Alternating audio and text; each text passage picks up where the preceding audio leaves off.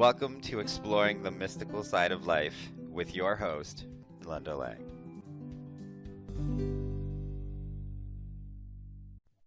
Hi, this is Linda Lang from thoughtchange.com. I'm here today with Donna Somerville.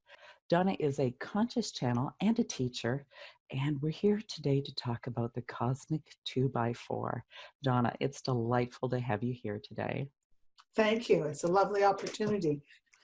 Now, I think a lot of people maybe expect or assume that once you connect with spirit and you invite your divinity on your path, that it's all rainbows and unicorns and everything is easy.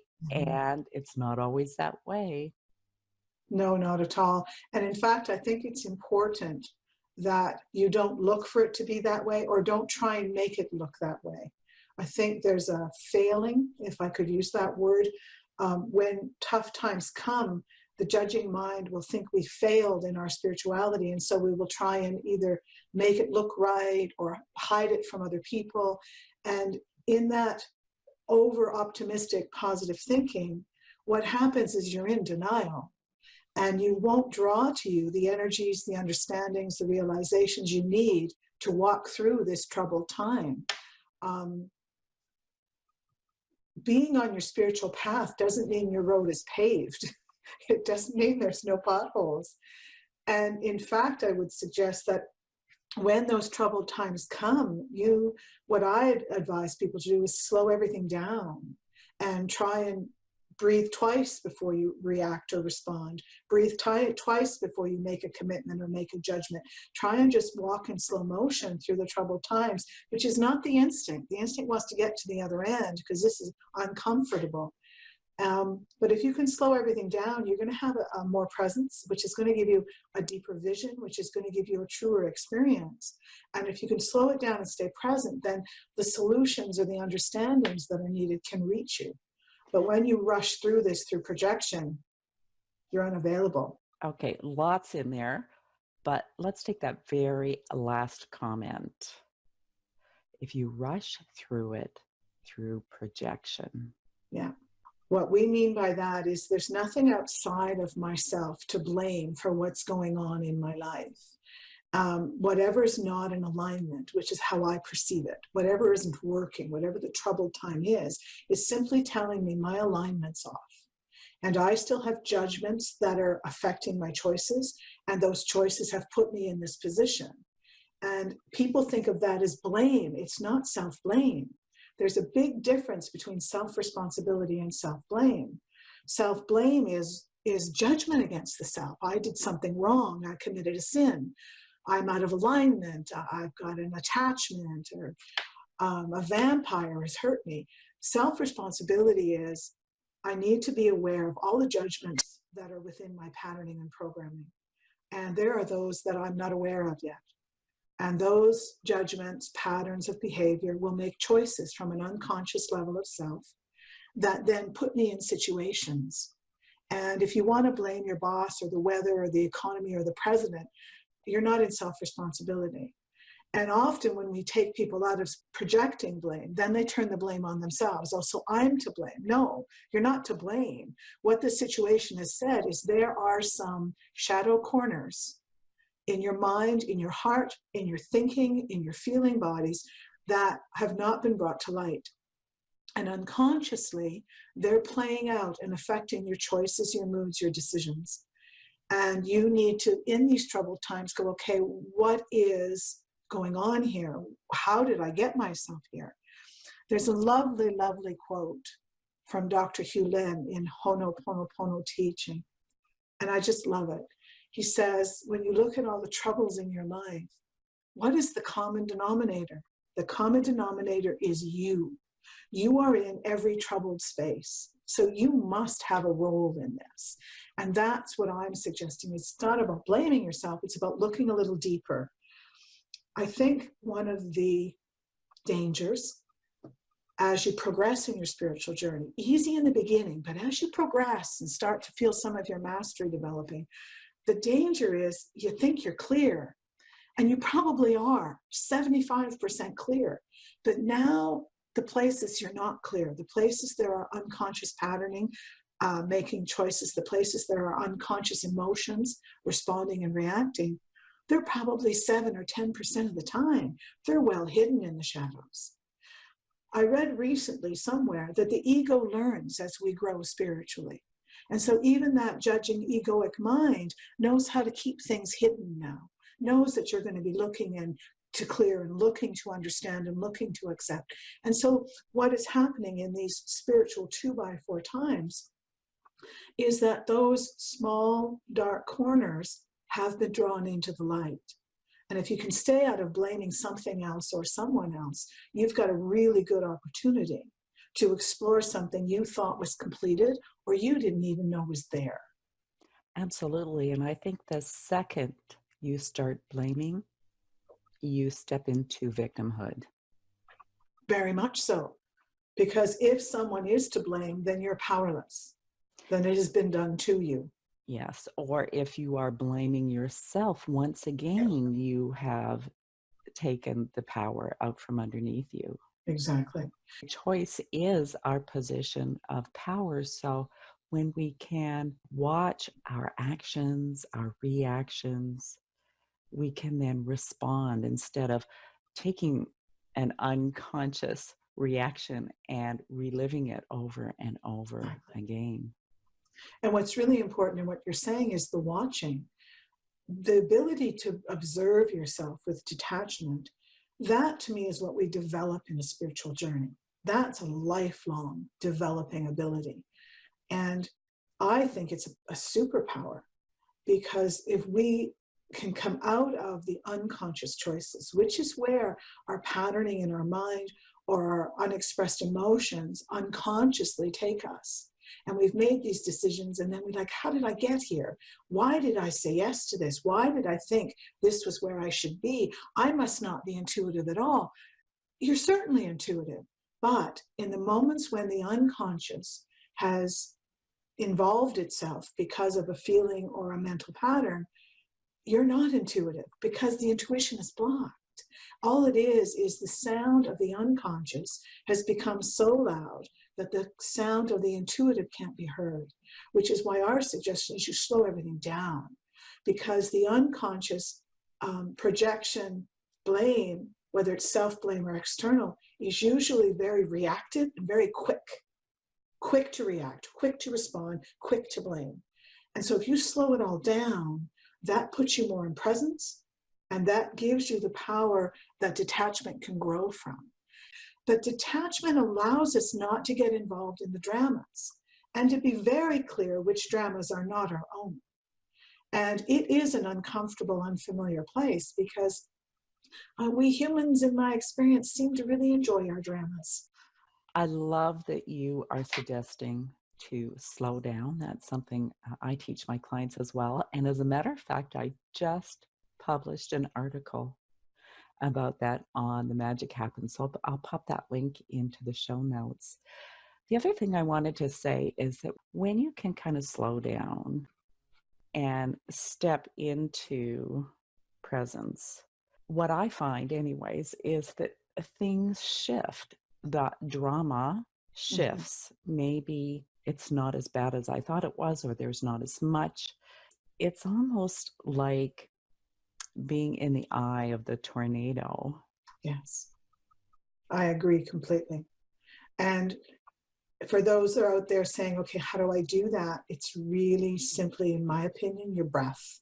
Slow your breath down, deepen your breath. When we're in my opinion, when we're in a stressful, reactive state, our breath is very shallow, very much up in the head.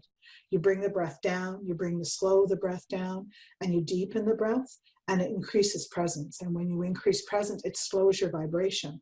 When you slow your vibration, you change your vibration in relation to the vibration of all that's going around you.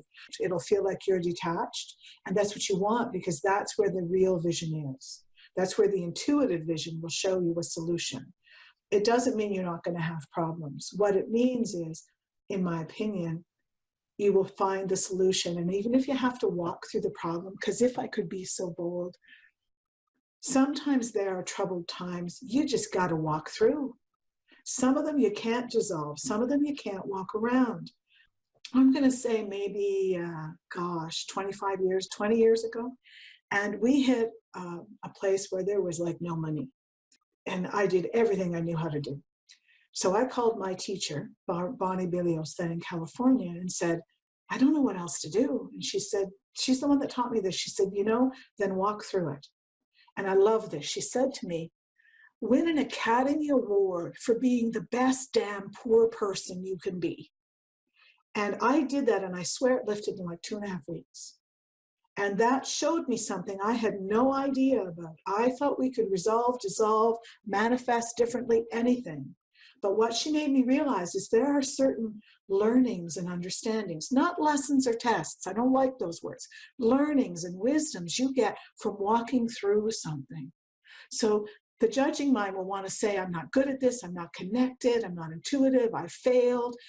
That's not the truth. The truth is this is something you have to walk through. Why? There could be a million reasons why. Just embrace it. I call that active acceptance.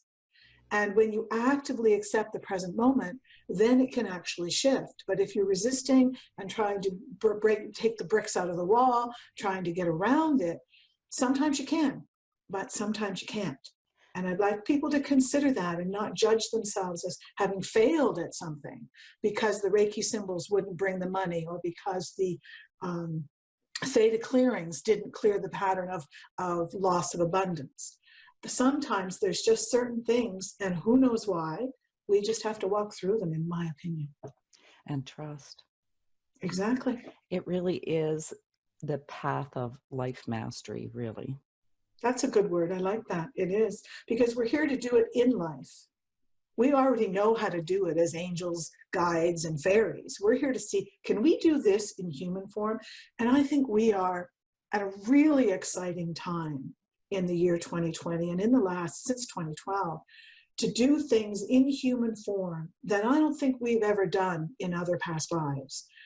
In my own work, I am seeing things and being able to blend into energies in a way that I have never experienced before. And I've had shamans in the early years in the 90s say, you can't do that. And I think what happens when we have those, can I do this? Yes, we can, because you want to draw on the powers, abilities, and wisdoms of the previous lifetimes, but be careful because the rules were different then.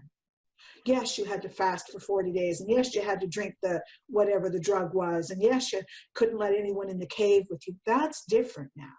This is a world where we can walk and talk in human form in complete intuitive awareness. We can bring heaven to earth. And I think that's what makes this time really exciting, but it also creates what you're calling these spiritual 2x4s, because so much energy can be held in the body now that there's no shadows left to the bits to hide in. Food for thought. Food for thought. I totally agree. It is a very transformational time. The world is changing. People are changing. What we are capable of connecting with and channeling. I mean, you wouldn't even have thought of it 20 years ago.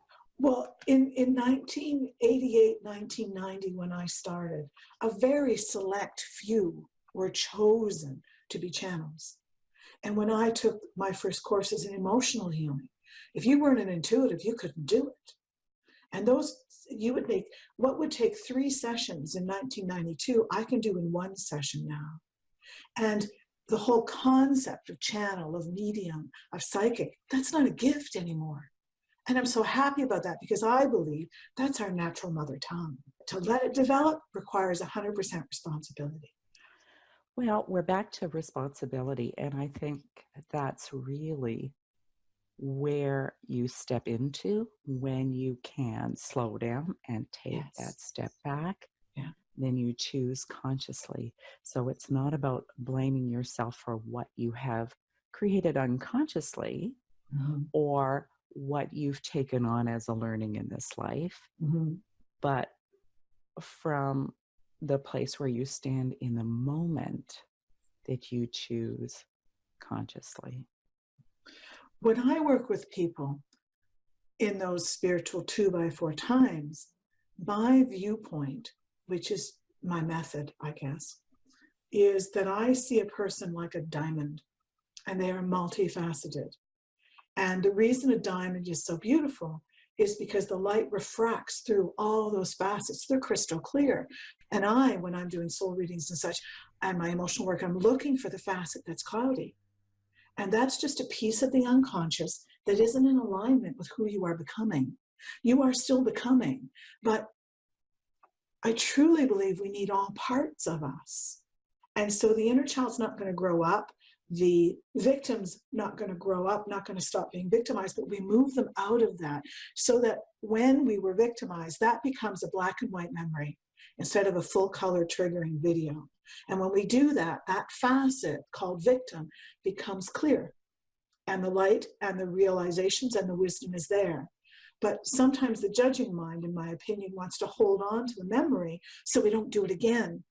But when we hold on to the memory, we're not holding on to wisdom. We're holding on to the trauma.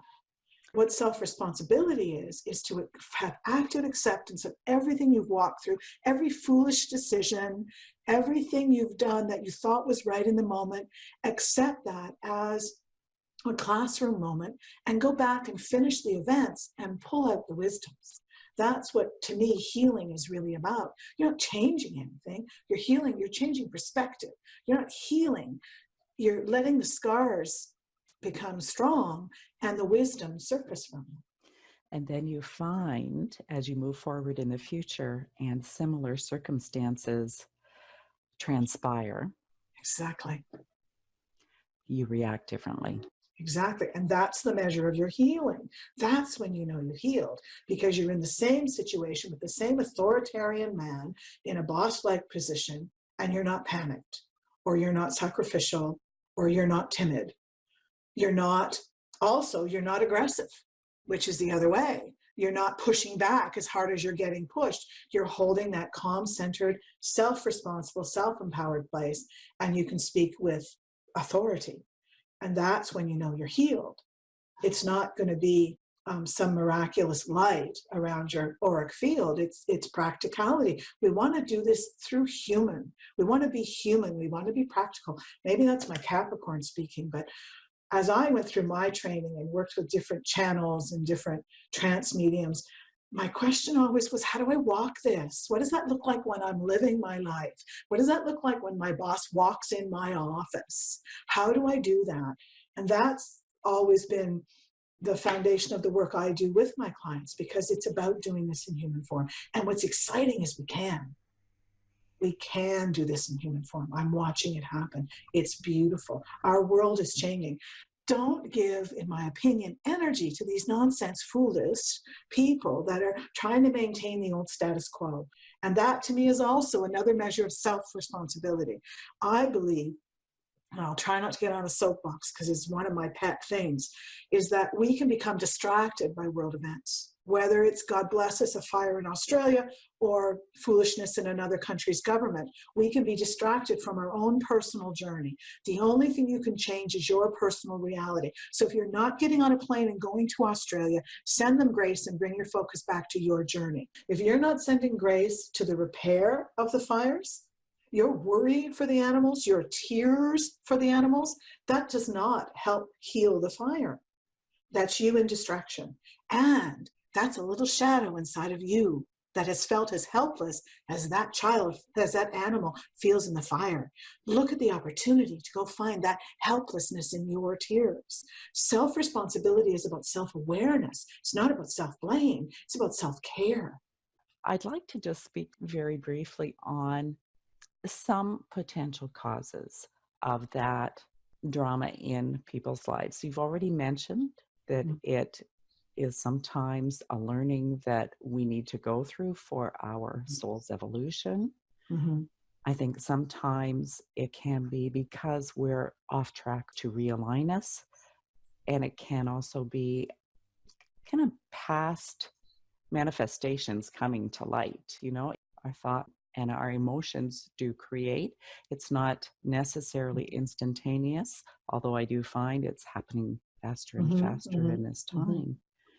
I'm going to suggest that when it feels like life is happening to you, it's because you've already seeded through decisions, energetic orders, And the energy is following those orders. And sometimes you have to just take the oars out of the water and let the boat follow the rhythm.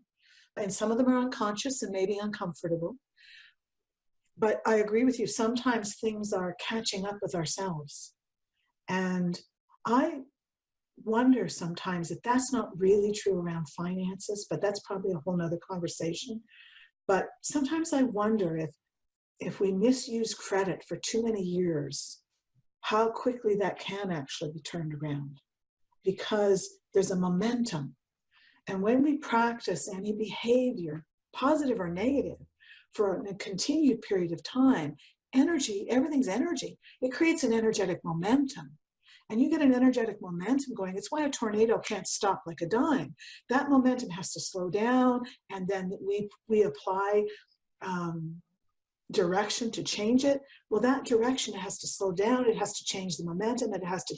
That doesn't happen instantaneously. It happens faster than ever before. I completely agree, but it still takes time on the earth. Whatever choices we make, soul then activates. And the energy builds a momentum in that direction. So even if we can take the paved, easy path and we choose the meandering, potholed country road, you're not off your path. You're off the easiest path. And soul says, oh, okay, you want to take this one. Okay, we'll do the best we can with that. And we will make it as easy as we can, but you're the leader. And I think recently I've come to realize that for a long time, I thought the soul had a map. And I just had to be a good girl and do everything I felt I needed to do and be a good Christian and be a kind person and be truthful, and then everything would go well. And it didn't. And as I've come to understand through my work, we are the directors of the journey. That's what's called free will. Soul makes it so. And so when I do a reading for someone, anybody does a reading for you, they're not saying this is what's going to happen no matter what you do. In fact, it's exactly the opposite. This is where you're headed because of the choices and decisions you've made. If you don't like what I'm telling you, make another choice. Now, for a non-believer, that can sound like, oh, well, isn't that comfortable? You don't have to be right. Psychics aren't right. Psychics are reading your vibration, your energy, based on the choices you're making, based on the unconscious shadows you're refusing to look at. And if you leave all this in order, this is where you're going to go. If you like that, stay the status quo. If you don't like it, you need to make other choices. And choice, I agree with you, is our superpower. It really is. And I think that's why psychics sort of get a bad rap, because we're just showing you where you're headed. And to go back to where I started, the soul energy, because of free will, soul shows you what's potentially possible for you. If you decide, I don't want to do that, I don't want to be that, I like status quo, that's fine. Energy will back off, soul will back off, and soul will make the best path possible through the potholed country pathway. So I don't believe we're ever off our path. But I think that when things are hard, we need to slow down and look again. I love your discussion, Donna, and it reminds me of one of my very favorite book quotes by Dan Millman from The Life You Were Born to Live. It is a book on numerology. And the quote is brilliant. And it says, wherever you go, the path appears beneath your feet. Very good. I agree. I believe that when we come here, we have specific desires or outcomes that we want to experience or materialize on this plane. Yes. And sometimes we get distracted. Yes. It's always possible. And sometimes these little 2x4's just kind of whack us. Very much so. Our souls, and maybe this is my little Catholic girl from the church when I was 5, but the Creator never walks away. Your soul essence is never disappointed. That's why I don't believe in tests. Soul essence is wanting to use this life and will show you the potential that's possible. You can say no to that, and then potential will form in where you are. And so I do agree with you. I think sometimes our soul, as I perceive it, is sometimes working on a PhD in intuitive awareness over 4 lifetimes, or a PhD in connection to the earth through farming lifetimes. And so orchestrate situations and circumstances for us, but it's always our free will choice how we respond to that. And would you like to share your contact information or your website? Yes, my website is donnasomerville.com, and Somerville is spelled Somerville, not like the season. I'm on Facebook, and I don't know what else to say. I guess that's it. Yeah, there you go. We'll put all the links into the show notes. Thank you for listening to this week's episode of Exploring the Mystical Side of Life. You will find us on YouTube, iTunes, Anchor.fm. You'll find me at thoughtchange.com. Come and pick up your free copy of Learning to Listen. Bye for now.